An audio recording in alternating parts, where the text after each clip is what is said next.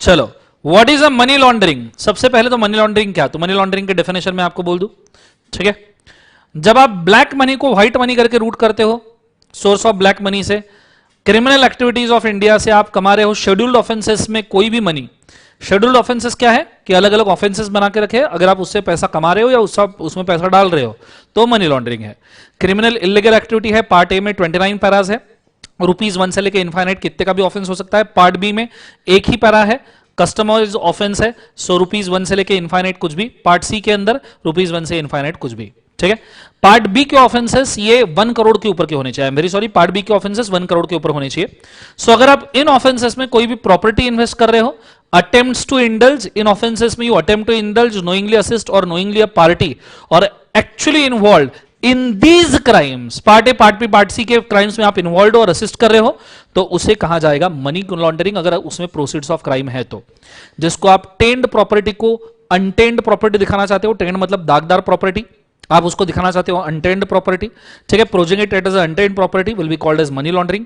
Property का मतलब यहां पे दिया गया है property of any description, movable, immovable, tangible, intangible, corporeal, incorporeal, documents और evidencing title thereto, interest in a property wherever located, इन सब को मनी लॉन्ड्रिंग कहा जाएगा। सिंपल सी बात है, मनी लॉन्ड्रिंग कोई खुद में एक्ट नहीं है। मनी लॉन्ड्रिंग अगर आपको समझना है तो एक बेसिक याद रखना, समझो मिस्टर ए ने मिस्टर बी को, दो लोगों के एग्जांपल लेते इमीडिएटली समझ में आएगा, जैसे विरल जैन, विरल का अपन एग्जांपल लेते और श्रद्धा का एग्जांपल लेते। श्रद्धा ने विरल को सुपारी दी, ठीक है, श्रद्धा ने विरल को सुपारी दी अक्षय को मारने की। श्रद्धा ने विरल को सुपारी दी अक्षय को मारने की, तो विरल बन गया सुपारी मैन, ठीक है, सुपारी मैन। अरे एक सुपरमैन होता है, एक सुपारी मैन होता है, सो विरल बन गया सुपारी मैन। अब विरल ने समझो अक्षय का सच में मर्डर कर डाला, मर्डर 1 2 3, 3 पार्ट रिलीज हुए थे ना, तो मर्डर 1 2 3 कर दिया। तो पहली बात तो इसको इंडियन पिनल कोड के दफा 302 के तहत, धारा 302 के तहत सजाए मौत होगी। ताजीरात हिंद धारा 302 के तहत सजाए मौत होगी, क्योंकि इसने सुपारी लिया, सुपारी मैन बन गया। दूसरा, मनी लॉन्ड्रिंग के अंदर इसको एक्स्ट्रा पनिशमेंट मिलेगा, क्योंकि इसने ऑफेंस किया और उससे पैसे कमाए हैं। तो मनी लॉन्ड्रिंग एक सप्लीमेंटल एक्ट है, ये ओरिजिनल एक्ट नहीं है। किसी दूसरे एक्ट के अंदर कोई ऑफेंस है, वो मनी लॉन्ड्रिंग के शेड्यूल में है, तो मनी लॉन्ड्रिंग भी खुद की पेनल्टी बोल सकता है। ये चीज को आपने बड़े अच्छे तरीके से याद रखना। मनी लॉन्ड्रिंग करने के 3 स्टेप्स है, प्लेसमेंट, लेयरिंग, इंटीग्रेशन।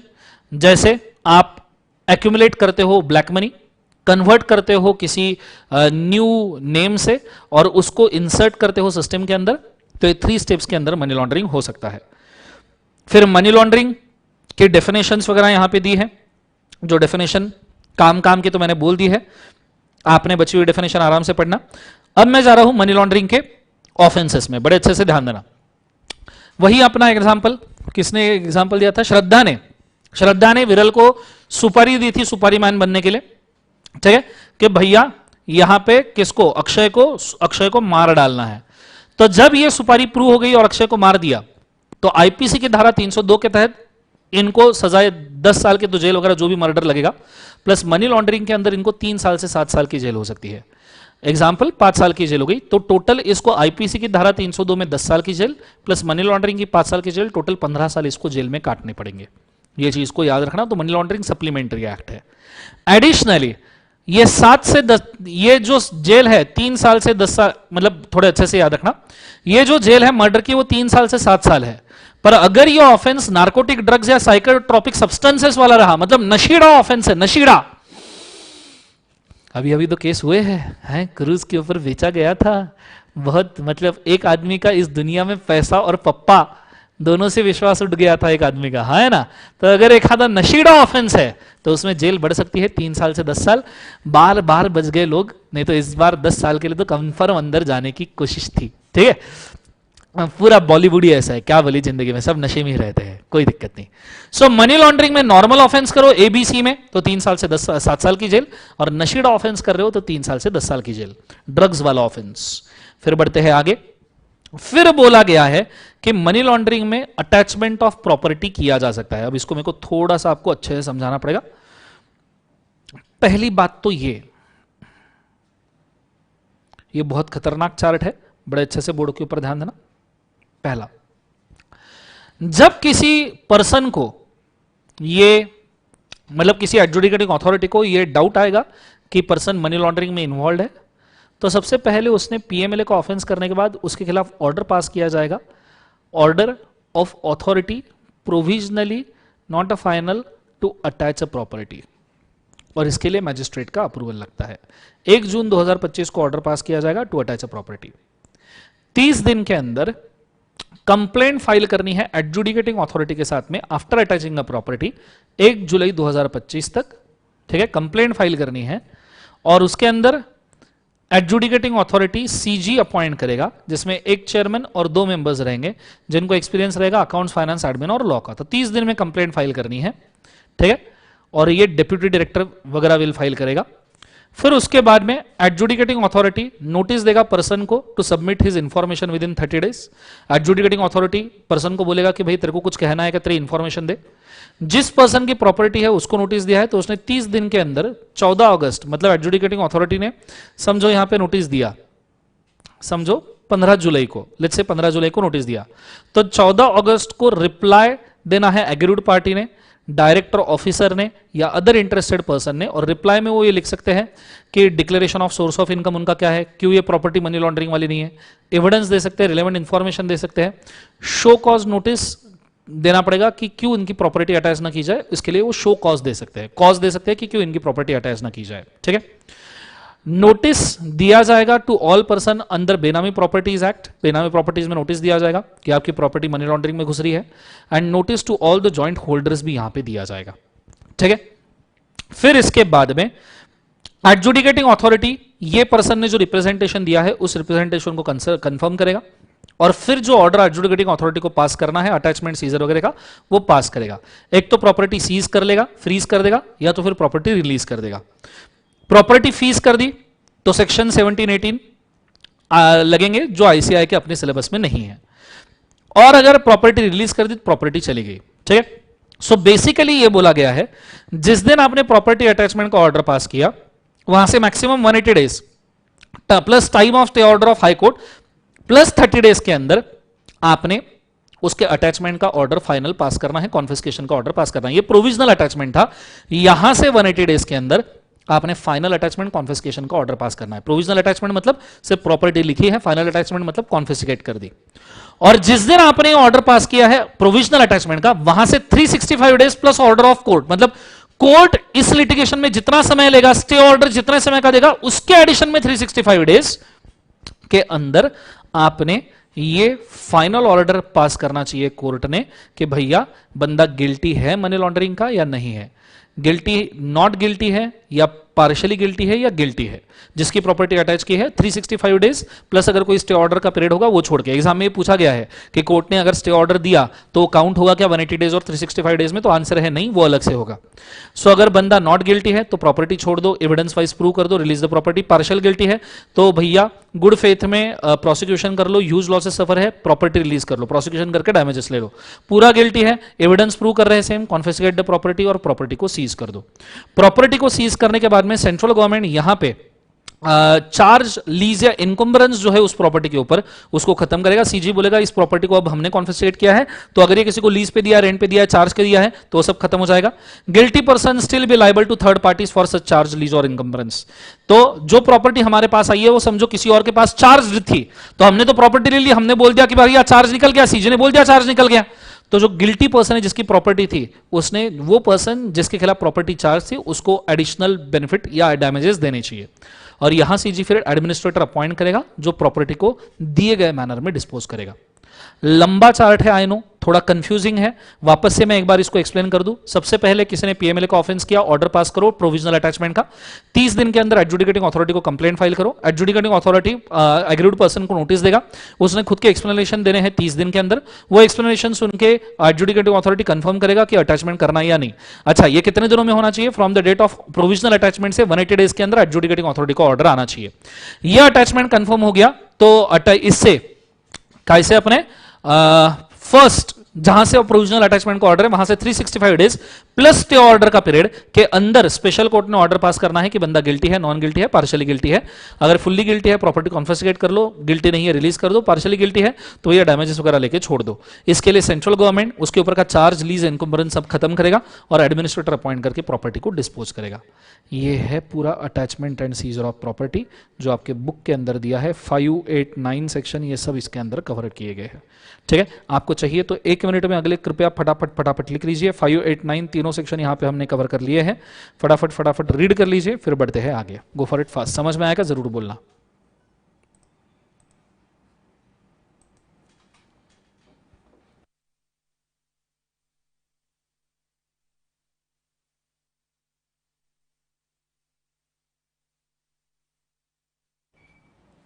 चलो डन।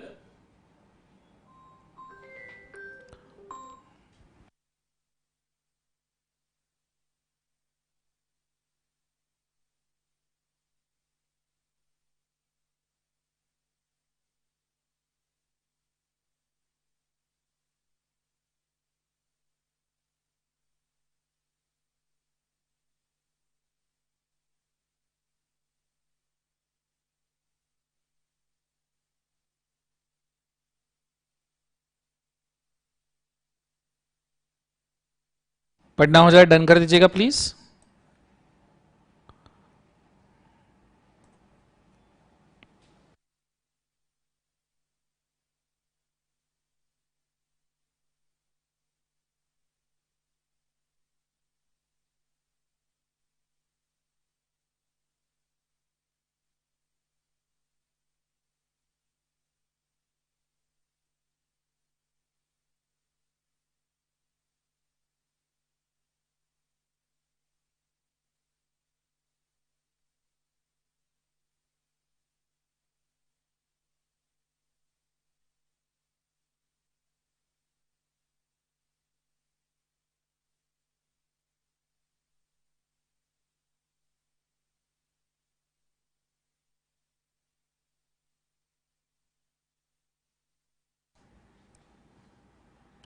प्रोविजनल अटैचमेंट ऑफेंस किया या डिफॉल्ट का सस्पिशन आया तभी भी हो सकता है।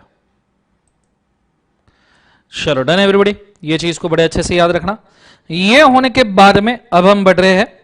अगला है verification of identity of the clients. अब ये बहुत नॉर्मल छोटी छोटी सी चीज़ है कि भैया कोई क्लाइंट है तो उसका केवाईसी कर लो, उसका कोई बेनिफिशियल ओनर है उसका केवाईसी कर लो, उसके अंदर Aadhaar card, passport, officially valid proof देने हैं। ये भी कोई प्रोविजन है जीवन के अंदर।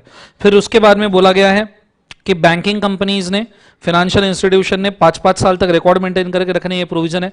और सस्पिशियस अकाउंट ट्रांजैक्शन का रिपोर्टिंग करना है।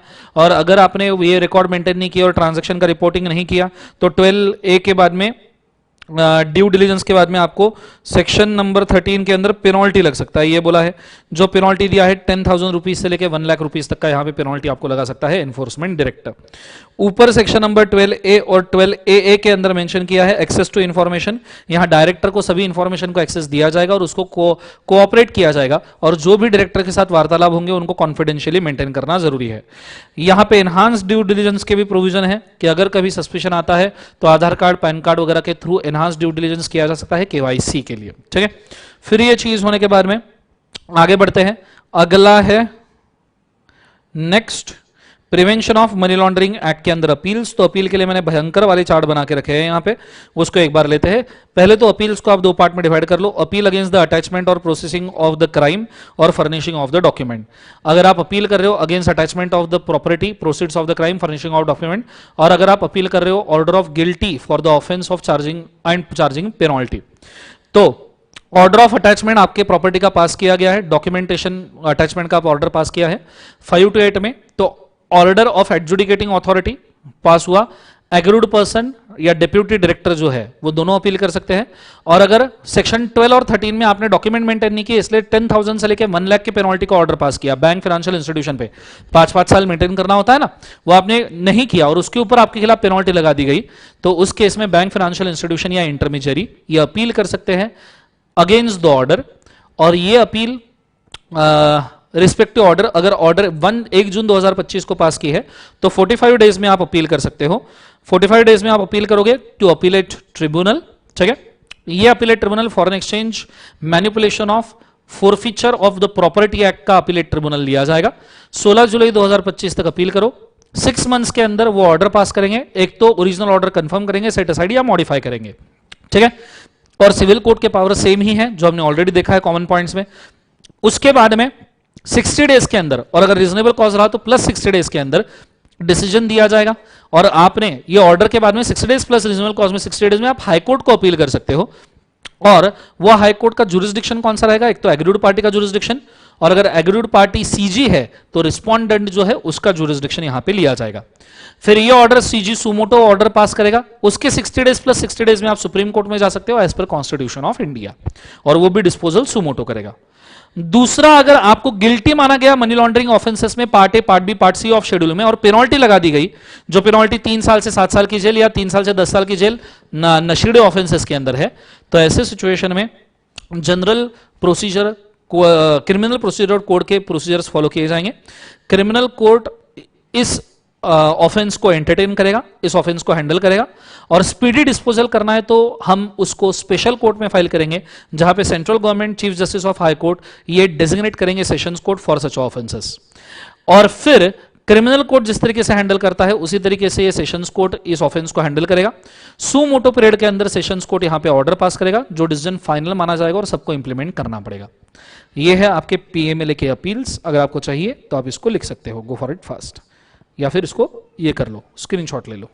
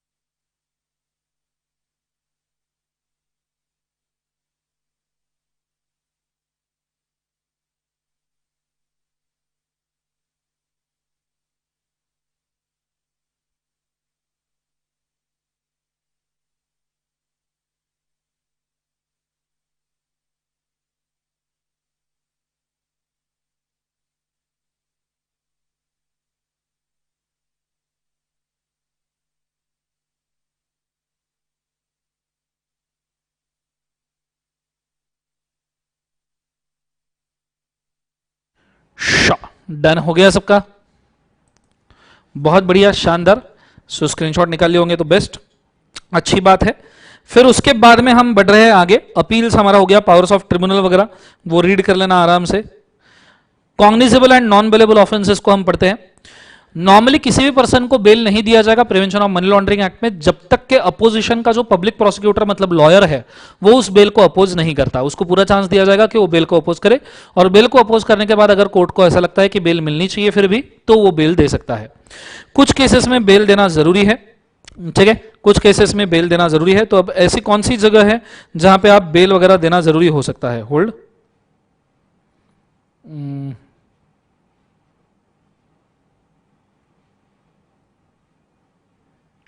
किधर गया?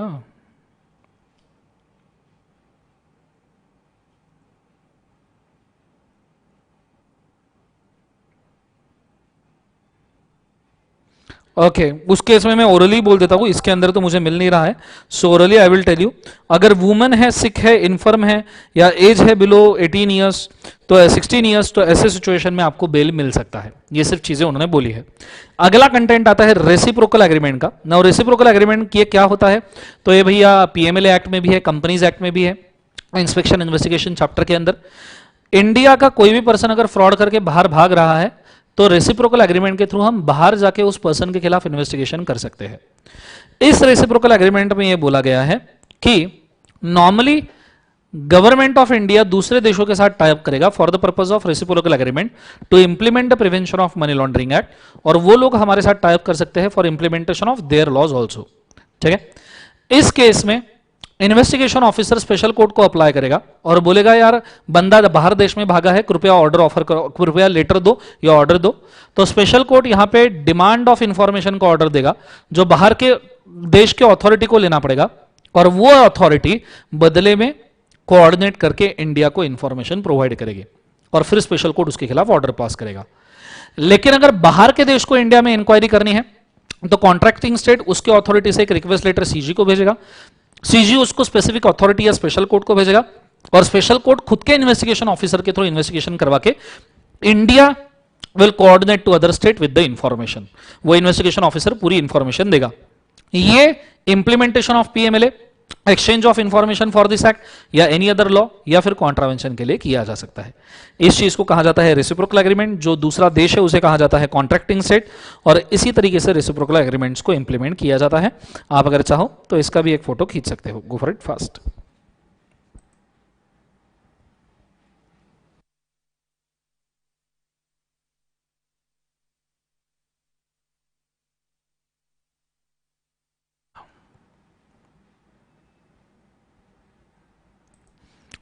Done everybody. तो आप उसको देख सकते हो। जैसे देखो कॉन्ट्रैक्टिंग स्टेट का डेफिनेशन दिया है, ऐसा कंट्री जिसके साथ आपने कॉन्ट्रैक्ट किया है। फिर उसके बाद में किस बात के लिए रेसिप्रोकल एग्रीमेंट, तो एनफोर्सिंग पीएमएलए या gathering information for this act, corresponding law और एनी अदर लॉ। फिर लेटर ऑफ रिक्वेस्ट क्या होता है वो दिया गया है जो हमने अभी अभी पढ़ा। फिर assistance to the foreign state वो भी दिया है। फिर उसके बाद में disclosure of information, reciprocal agreement with the person दिया है।